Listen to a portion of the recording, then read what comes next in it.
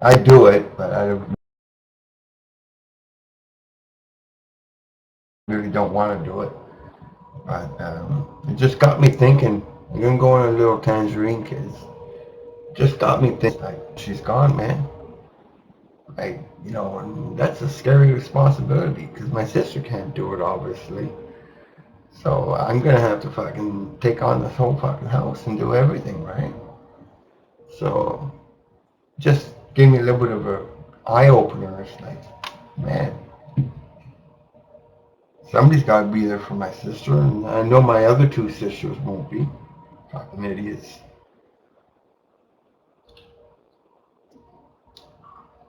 So I'm stuck with my sister for the rest of my life, and you know, I met a girl about 5 years ago. Now a little longer than that, maybe about 7 years ago. My teeth weren't this bad, but they were getting there. I met her, and I went out with her for 6 times. Then I invited her back to my place and I introduced them to everybody and everything like that. And yeah, and so anyway, this continued for about 6 months. And she asked me to move in with her. And I said, I can't. I said, but you can move in here. We can have the basement. And she says, no. She said, move in with me. And I said, no. I said, I don't want to move in with you. I said, my sister, and I'm not going to leave my sister. And she dumped me. She dumped me because I wouldn't move in with her. But we got a fucking place downstairs. It's only $500 a fucking month. There's a fridge, there's a stove, there's everything downstairs, man. It just needs a little TLC and a little cleaning up, that's all. Because I really don't give a fuck, so whatever, right? That's my area down there. Just pick up the clothes. It's mostly clothes and shit, It needs a good paint. It needs a feminine touch. But I just don't give a fuck. It's just a place to sleep for me, man. But yeah, no, I'm never gonna like. How can she ask me to choose my sister over her, or ask me to choose her over my sister? I'm never gonna leave Shannon. She's gonna be with me until one of us dies. I'm not gonna say which one, but one of my sisters says, "Why don't you put her in a group home?" Group home? She's got family. A group home? A group home? Said that to me off the record, not to her face, but she said that to me. I thought, are you fucking kidding me?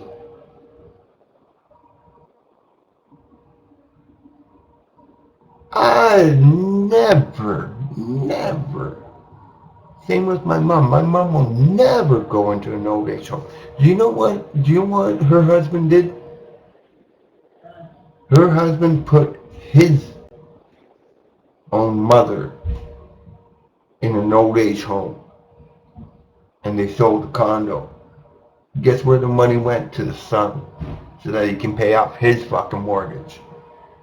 And his own mother is in an old age home, and he's got a great big fucking room with only one kid. And I thought to myself, I said, are you fucking kidding me? You gonna stick your mother? My mother would be in my home. You only got one mother, man. Fucking woman brings you into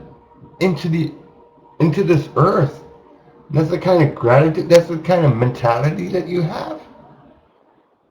Oh, she wasn't able to fend for herself anymore. We got nurses to come in and help. We got people to come in and help. The woman's still alive in a nursing home 5 years later, by the way. Yeah, right? Now, the doctor recommended, like, palliative care or something or whatever. I couldn't do that. But as long as my mother is walking, she's staying right here, man. I don't give a fuck about this house. I'll sign this house over to charity. I can make it out there on my own. Kid you not, man. I lived with Angie for 7 years. I almost got married, but thank God we didn't. She ended up cheating on me.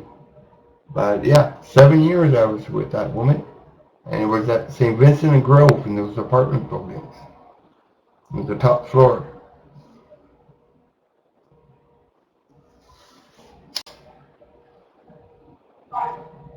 We always came over here. Every single day we'd come over here. Because we had to walk down there because of where she worked, so she'd always stop in and say hi to Shannon and say hi to everybody. Like, it was a good click. It was good for Shannon. And she'd take Shannon out too. They'd just go to the mall and hang out and shoot the shit. But, you know, she had to fucking go and cheat on me and ruin that one. So 7 years I went out with Angie. That was back when I first moved in here. Moved up to Barrie from Toronto. And I went out with her for 7 years. And she ended up cheating on me. And I thought to myself, you fucking idiot. So I dumped her. She went with him. No word of a lie, less than a week later he dumped her. And she tried to come back to me. So I let her back because she had no place to stay. This is the apartment that we were renting. She left me to go with him. So she came back because she had no place to go. So I said to her, I said, you can stay here for a few days, but you got to get out at the end of the month, or I'm getting out. So I was working at Molson's Brewery at the time, down there in Fairview. You got to understand, back then, that was 92, no, when did I meet her? I met her in 92, because she lived across the street from me, right? And, yeah, because she'd be sitting out front, and I'd be sitting out front, and next thing you know, we just hooked up, right? And, yeah, so, So I was working at Molson's.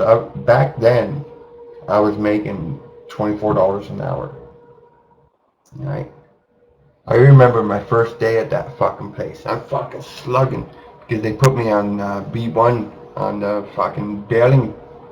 I was on the fucking baling. One baling empties onto the bandsaw, cutting off the bandsaw, and then the thing would come down, pick up the fucking cardboard, then it would go into the soaker to wash and recycle the bottles. Right? So anyway, I was over there, I was fucking slugging away, just going at it. And I remember old man Oscar came over to me and says, yo, come here. He says, you're full time here. He says, slow down. Yeah, okay. And so I didn't fucking listen to that guy, so I just kept on going. He called me over again. He said, hey. I came over. He says, I told you to slow down. You're making us look bad. He says, if you need help, we will send somebody over. Slow down. And he looked at it like he was fucking serious, right? I don't know nothing about the fucking union. This is my first day on the fucking job. I'm trying to impress somebody, right?